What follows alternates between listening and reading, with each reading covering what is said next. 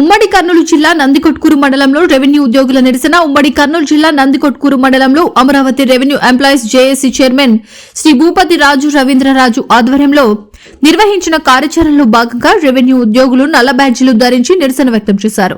Revenue శాఖలో ఉద్యోగులపై జరుగుతున్న దాడులు, పెరుగుతున్న పని ఒత్తిడి, సేవా పరిస్థితులపై ఉన్న సమస్యలు వంటి వివిధ అంశాలపై తమ ఆవేదనను వ్యక్తం చేస్తూ ఈ నిరసన కార్యక్రమాన్ని చేపట్టినట్లు ఉద్యోగులు తెలిపారు. Andhra Pradesh revenue employees joint action committee Andhra Pradesh రాష్ట్ర చైర్మన్ శ్రీ భూపతిరాజు రవీంద్రరాజు గారి ఆదేశాల మేరకు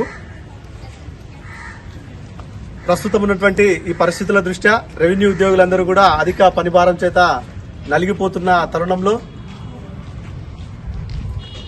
ముఖ్యంగా ఫీల్డ్ స్థాయిలో పనిచేస్తున్నటువంటి గ్రామ రెవెన్యూ అధికారులు, గ్రామ రెవెన్యూ సహాయకులు మరియు సర్వేలకు సంబంధించినటువంటి గ్రామ సర్వేర్లు, మండల సర్వేర్లు, కార్యాలయంలో పనిచేస్తున్నటువంటి సిబ్బంది, జూనియర్ సహాయకులు కావచ్చు, సీనియర్ సహాయకులు కావచ్చు, మరియు వివిధ రకాల రెవెన్యూ ఉద్యోగుల పక్షాన ఏర్పడినటువంటి జాయింట్ యాక్షన్ కమిటీ ఈరోజు నల్ల బ్యాడ్జీల ద్వారా నిరసన కార్యక్రమం చేపట్టాలని నిర్ణయించడం జరిగింది.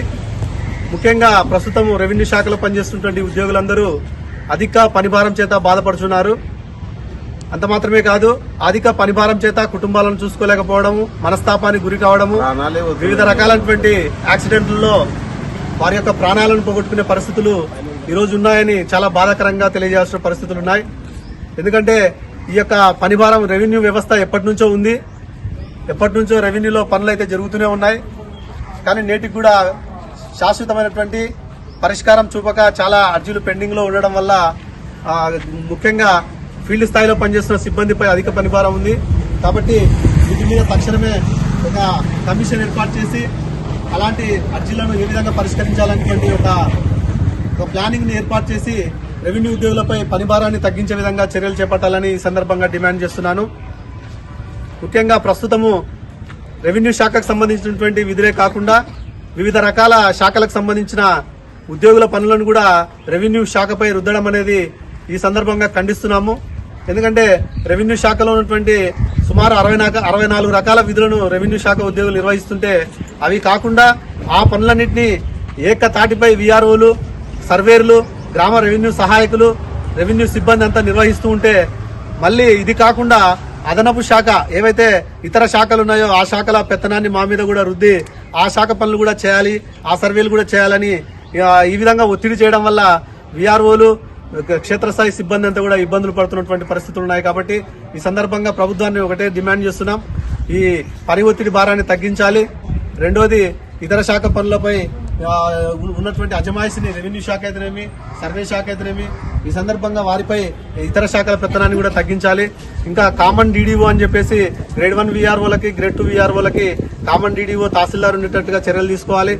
ఆ తర్వాత ఈ ప్రస్తుతం ఉన్నటువంటి ఈ యొక్క రీసర్వే పనుల్లో బిజీగా ఉన్నటువంటి సర్వేర్లకు ఎగ్జామ్షన్ అయితే ఇచ్చినారు కానీ క్షేత్రస్థాయిలో అమలు కావడం లేదు. దాని మీద కూడా ప్రభుత్వం దృష్టి సారించి ఎవరైతే రీసర్వేలో ఉన్నారో సర్వేర్లు వారికి ఈ యొక్క సర్వేల నుంచి కొంత వెసులుబాటు కల్పించాలి.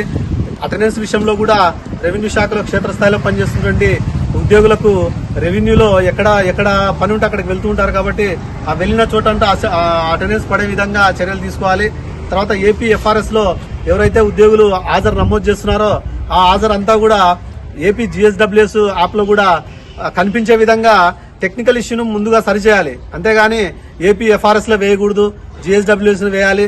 ఇట్లాంటి నిరంకుశ విధానాన్ని వెంటనే ఉద్యోగులు మానుకొని క్షేత్రస్థాయిలో ఉన్నటువంటి సమస్యలను గుర్తించి 2 యాప్లు ఆన్లైనే కాబట్టి ఒక యాప్ లో వేస్తే ఇంకొక యాప్ లో రిఫ్లెక్ట్ అయ్యే విధంగా చర్యలు తీసుకోవాలని సాక్షాత్తు గౌరవ ముఖ్యమంత్రి వారిలే ఒక మీటింగ్ లో తెలియజేసినాడు. కాబట్టి ఆ విధమైనటువంటి చర్యలు తీసుకుని ఉద్యోగులకు వెసులుబాటు కల్పించాలి కానీ ఈ యొక్క హాజరు అనేది ఉద్యోగులకు శాపంగా మారకూడదు. వివిడి న్యూస్ టీవీని తక్షణమే సబ్స్క్రైబ్ చేసుకోండి.